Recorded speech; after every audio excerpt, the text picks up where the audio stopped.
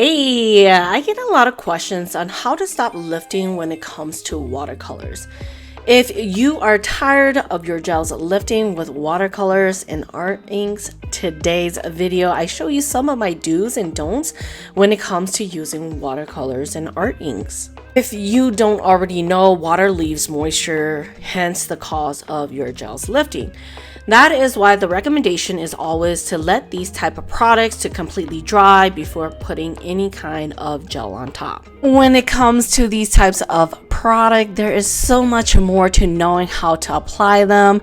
So stick around until the end because I'll be going over my secret technique for keeping these gels on when using these types of products. Let's go ahead and dive right in. I started off with my base color and putting some foil on. I then sealed it with my matte top coat. With watercolors and art inks, I feel that it's best when you have a matte surface. Now that I have a matte surface, I'm going in with my art ink. I'm just going to dab it wherever I want to create the design. Now this is the part that you have to be aware of. It's the type of solution you are going to use to move the art ink around. I like to use acetone or 99% alcohol. If you choose to use alcohol and it's less than 90%, that might be your problem onto why your gels are lifting. I feel that anything less than 90% is going to have more water. And you know what that means. Water equals moisture. And hey, if you use alcohol that is below 90% and haven't seen an issue, then you know what? Great for you. And if you can't access 99% alcohol or anything that is 90 and above, then my thing is go with acetone. When using acetone, make sure to dab it into a paper towel because we don't want to saturate the ink with acetone. Sometimes it'll start spreading the ink if you use too much acetone.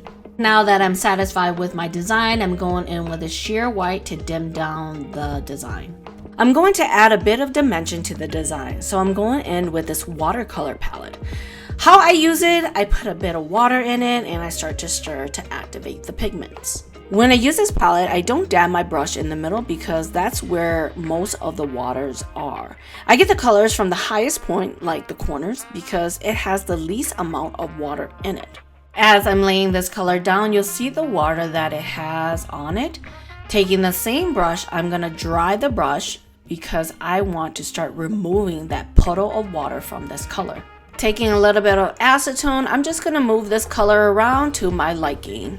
Now that I'm satisfied with the design, I'm going to go ahead and just add a little bit of dimension to it to bring the look all together. Because this look is a marble look, I will be adding some veins to it with my white and then feathering that white out. This is my secret to having long-lasting gels with art inks and watercolor, and that is to prime the tip of your nails. Every time you use watercolor or art inks, you want to make sure that you are priming the tip of your nail because that is the first thing that's going to start lifting. Now this is the final look. I'm loving it, so I'm going to go ahead and just top coat this to seal everything. Reshaping the nails so it's nice and crisp because whenever we use gel, it tends to lose its shape.